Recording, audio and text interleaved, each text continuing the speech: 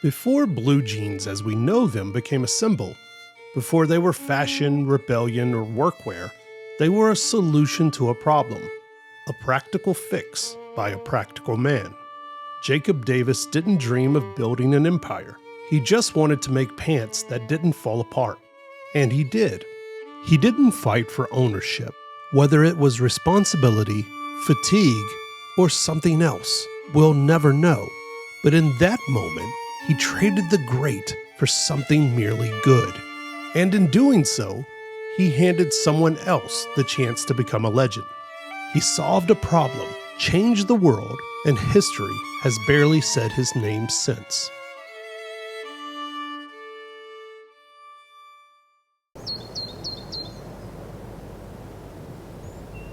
Reno, Nevada, 1870.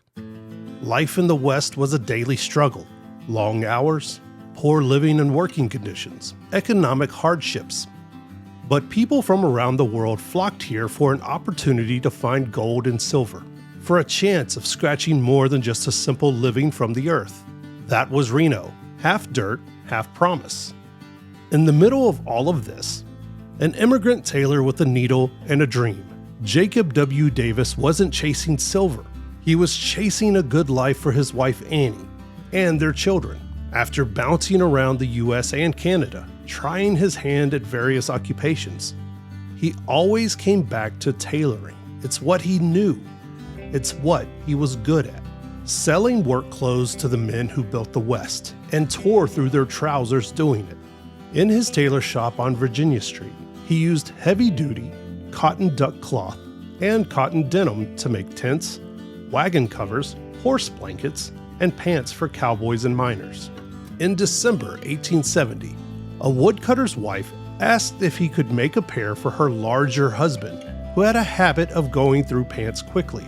Davis had already been using rivets in some horse blankets and decided to modify his idea for use in pants. Davis didn't invent pants. He invented pants that could hold their own against long hours and demanding physical labor. He reinforced them with copper rivets. He put stress points where stress lives, at the corner of the pockets and on the base of the button fly. Word spread. Orders rolled in. And in a few months' time, he couldn't keep up with the demand. He also saw that other tailors in town were copying his idea.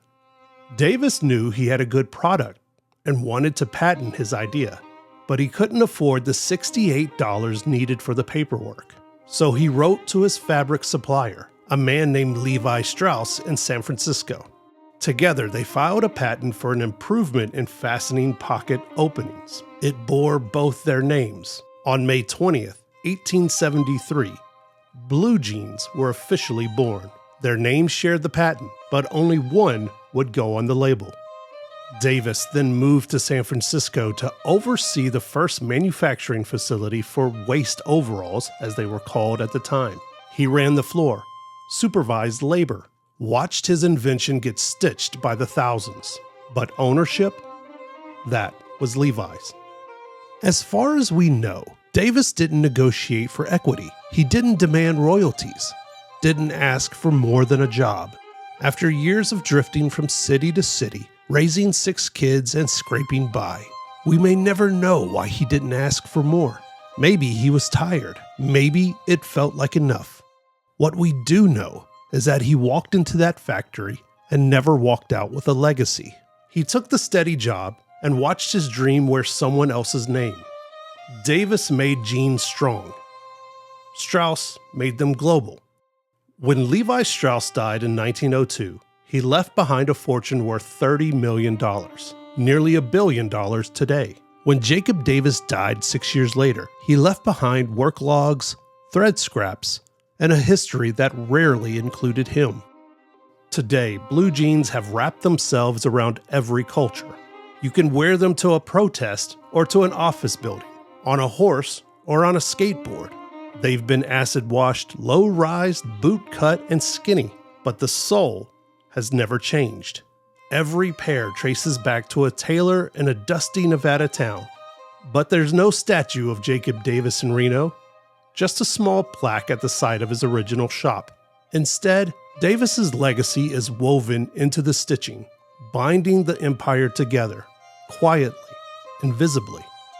Like the last rivet no one sees, but nothing holds without it.